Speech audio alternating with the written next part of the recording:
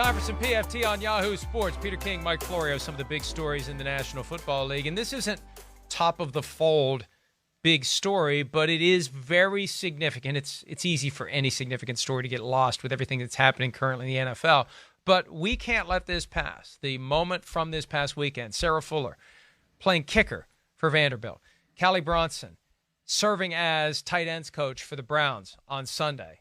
We see more and more females involved in football. It is, I think, a slow-moving snowball, but the snowball is moving and it's getting larger, Peter. And this may not be something that bears obvious fruit in the next 5 or 10 years, but boy, it sure feels like the momentum is building for more and more female involvement in football to the point where we could see a female general manager at some point down the line. And maybe at some point there's enough female coaches that one of them rise up to actually be considered to be a head coach. Mike, you know how sometimes we discuss how, the minority representation in ownership, running NFL teams. When Jason Wright got the job with the Washington football team, everyone hailed it. Hey, this is the first time ever that, a black man has run an NFL franchise, which obviously is a historic occasion. But I think that we might be on the verge of something similar in the NFL.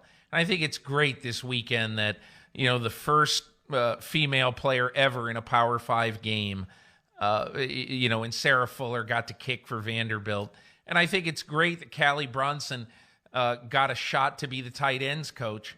And Austin Hooper went and scored a touchdown in that game for Cleveland over the weekend.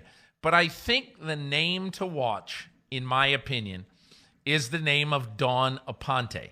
So Dawn Aponte, for those who don't know, has worked for several NFL teams and is now the administrator of the football operations department inside the NFL. She's very, very plugged in and helping to run all of the COVID-related stuff that is going on in the league. But she's done more than that. She really has had her hand in almost every aspect, from cap management, to COVID management. And I have been told by a couple of people in the league that they will not be surprised to see her get an interview to either be a GM or club president in the next year or two. It's long overdue.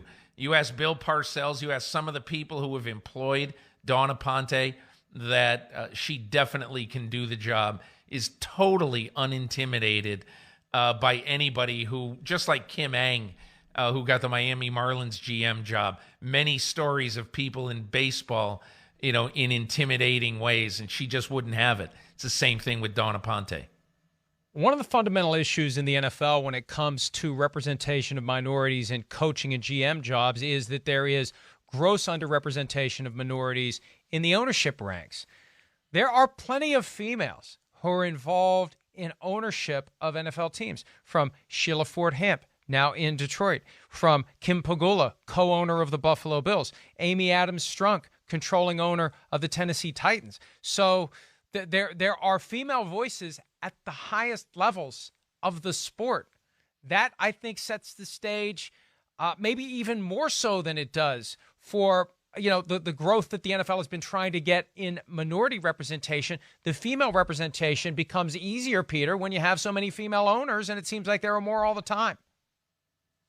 I think the next step has to be either a club president or a full-time position coach, exclusive position coach. Katie Sowers has done a great job in San Francisco.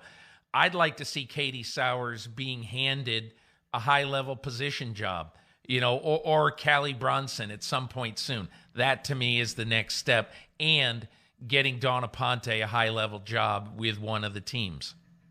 Well, our friend Amy Trask blazed that path for the Raiders as team president years ago, and it does seem inevitable that someone else will be following in her footsteps, and someone will be expanding the role of females in high-level positions with NFL teams. It's just a matter of time. That's it for today's edition of PFT on Yahoo Sports. He's Peter King. I'm Mike Florio. We'll see you next time.